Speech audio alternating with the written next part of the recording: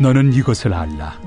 말세 고통하는 때가 이르러 사람들이 자기를 사랑하며 돈을 사랑하며 자랑하며 교만하며 비방하며 부모를 거역하며 감사하지 아니하며 거룩하지 아니하며 무정하며 원통함을 풀지 아니하며 모함하며 절제하지 못하며 사나우며 선한 것을 좋아하지 아니하며 배신하며 조급하며 자만하며 쾌락을 사랑하기를 하나님 사랑하는 것보다 더하며 경건의 모양은 있으나 경건의 능력은 부인하니 이 같은 자들에게서 내가 돌아서라.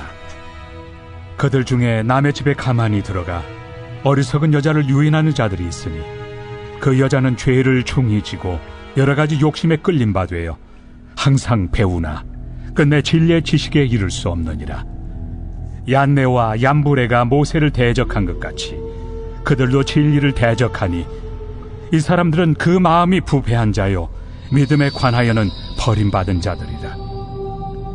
그러나 그들이 더 나아가지 못할 것은 저 두 사람이 된 것과 같이 그들의 어리석음이 드러날 것입니다. 나의 교훈과 행실과 의향과 믿음과 오래 참음과 사랑과 인내와 박해를 받음과 고난과 또한 안디옥과 이고니온과 루스드라에서 당한 일과 어떠한 박해를 받은 것을 내가 과연 보고 알았거니와 주께서 이 모든 것 가운데서 나를 건지셨느니라.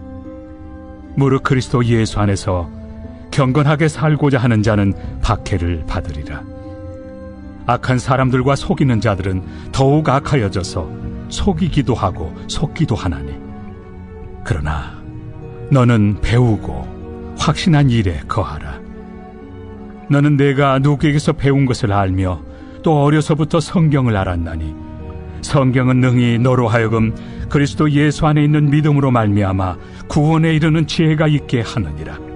모든 성경은 하나님의 감동으로 된 것으로 교훈과 책망과 바르게 함과 의로 교육하기에 유익하니 이는 하나님의 사람으로 온전하게 하며 모든 선한 일을 행할 능력을 갖추게 하려 함이라. 사람들은 오늘날을 가리켜 말세라고 합니다. 세상의 끝이라는 말이죠. 그러나 말세라는 말은 단순히 세상의 끝을 의미하는 그런 뜻도 있지만 좀 더 넓은 의미에서 예수님께서 육신의 몸을 입으시고 이 땅에 오신 날부터 예수님께서 심판의 주님으로 다시 오시는 그날까지의 전 시간을 의미합니다. 그래서 우리는 지금 말세의 때를 살아가고 있지요. 오늘 본문은 바로 이 말세의 때에 일어날 일에 대해서 사도 바울이 2000년 전에 이미 예견한 말씀입니다. 1절을 보면 이때를 가리켜서 고통하는 때라고 말하고 있는데 고통한다는 말의 원뜻은 견디기 힘들다, 견디기 어렵다라는 뜻을 가지고 있습니다. 다시 말하면 우리가 살아가고 있는 이 마지막 시대는 우리 그리스도인들이 견디기 힘든 그런 환난의 때라는 것이죠. 그러면서 2절 이하의 말씀을 보면 바울은 말세의 사람들이 어떤 행실로 살아갈지에 대해서 구체적으로 묘사하고 있습니다. 2절에서부터 5절까지의 말씀을 제가 읽도록 하겠습니다.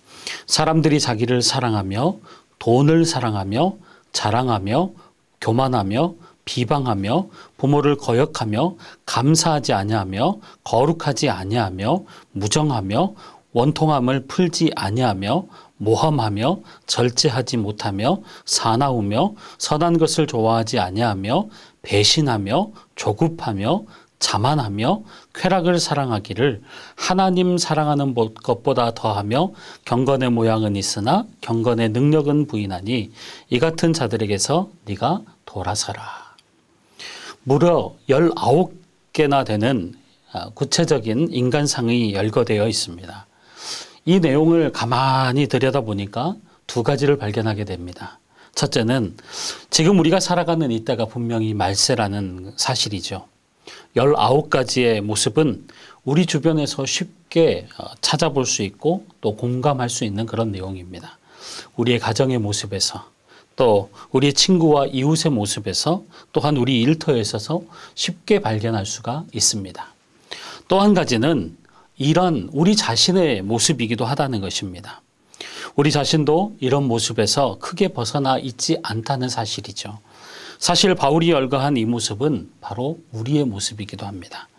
우리의 내면을 가만히 들여다보면 이 19가지의 모습이 우리의 마음속 깊이 또 자리 잡고 있다는 것을 우리는 인정하게 됩니다. 자, 그렇다면 이러한 말세의 때를 살아가는 우리는 어떻게 살아가야 할까요? 먼저 바울은 5절 하반절 말씀을 보면 이 같은 자들에게서 네가 돌아서라 라고 명령합니다. 돌아서라는 것이죠. 내 안에 있는 이런 모습에서 돌아서라는 것입니다. 그런데 돌아선다는 것은 단순히 우리가 기도하면서 회개의 눈물을 흘리는 것을 의미하지 않습니다. 구체적인 삶의 요청을, 삶의 변화를 요청하는 것이죠. 경건의 모양뿐만 아니라 경건의 능력을 나타내는 삶을 살아내라는 것입니다. 그런데 여러분, 이러한 경건의 삶을 살아내는 것이 어렵습니까? 쉽습니까? 당연히 어렵지요. 왜냐하면 경건의 삶을 산다는 것은 세상을 거스르는 것이기 때문입니다.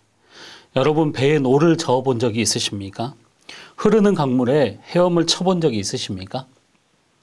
강물의 흐름을 따라서 노를 저으면요, 배가 빨리 갑니다. 강물이 흘러가는 대로 헤엄을 치면 여러분 쉽고 빠르게 갈 수가 있습니다. 그러나 강물을 거슬러서 노를 젓고 헤엄을 치는 것은요, 굉장히 어렵습니다. 일단 몸이 힘듭니다. 그뿐만 아니라 빨리 갈 수도 없는 것이죠. 마찬가지입니다.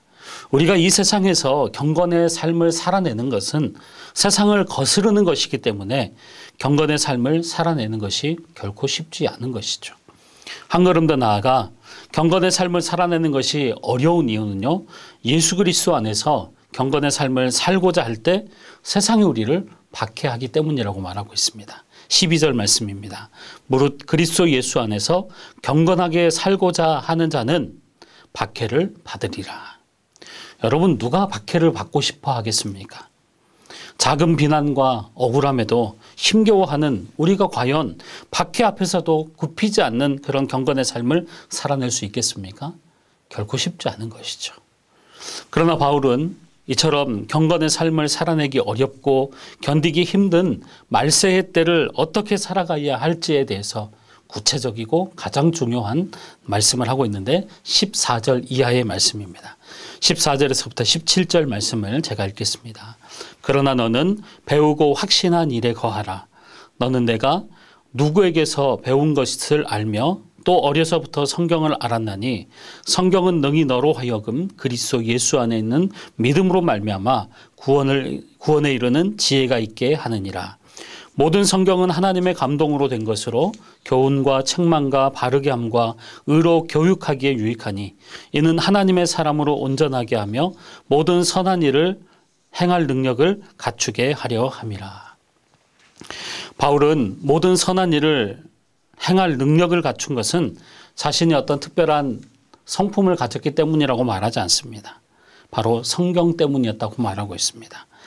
그가 박해와 수많은 핍박 속에서도 세상을 역행하며 경건한 삶을 살 수 있었던 것도 바로 성경 때문이었다고 말하고 있습니다. 여러분, 성경은 단순히 베스트셀러가 아닙니다. 성경은 단순히 책이나 어떤 문자가 아닙니다. 하나님의 감동으로 된 성경은 삶을 온전하게 하는 힘이 있고 또 선한 일을 하게 하는 능력이 있습니다. 바울은 세상에 지치고 또 사람들에게 지치고 자기 자신에게 실망한 사람이 다시금 경건한 삶을 살 수 있는 토대가 바로 성경임을 증명하고 있는 것입니다. 그래서 여러분, D.L. 무디는 성경은 정보를 위한 책이 아니라 변화를 위한 책이다라고 말했습니다. 다시 말하면 성경은 변화와 성숙을 위한 책이라는 것입니다.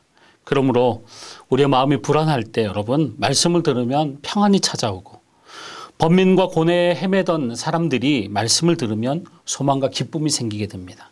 또 나태와 게으름으로 그렇게 살던 사람이 말씀을 들으면 마음이 뜨거워지고 열정이 나타나게 됩니다.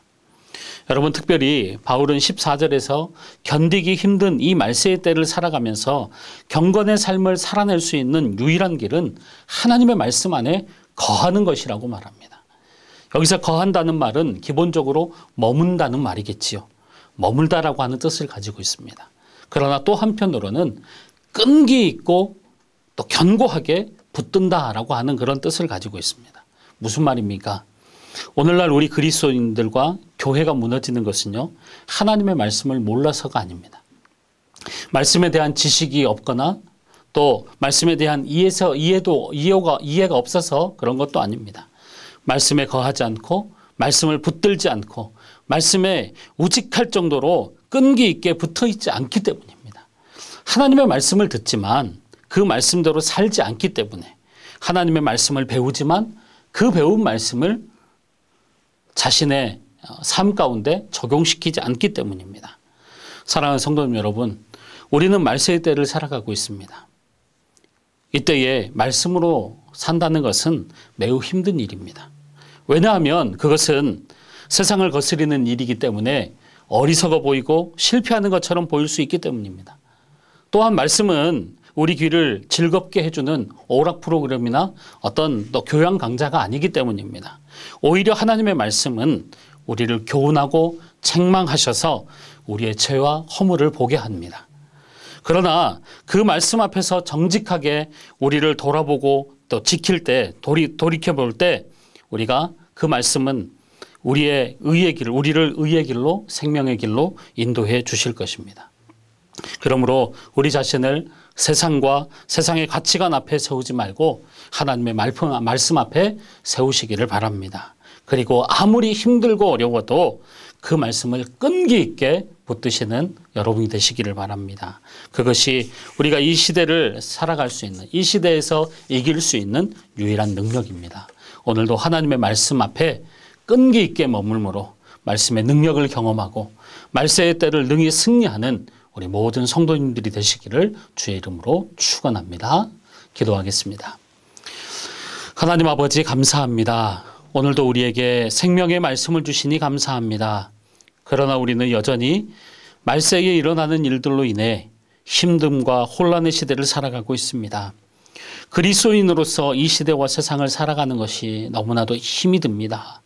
그러나 오늘 우리에게 주신 성경이 복임을 기억하며 우리에게 주신 성경을 듣고 읽고 묵상하고 깨닫게 하시고 이제는 삶으로 살아내게 하셔서 성경의 능력으로 이 시대와 세상을 능히 이기게 하여 주시옵소서.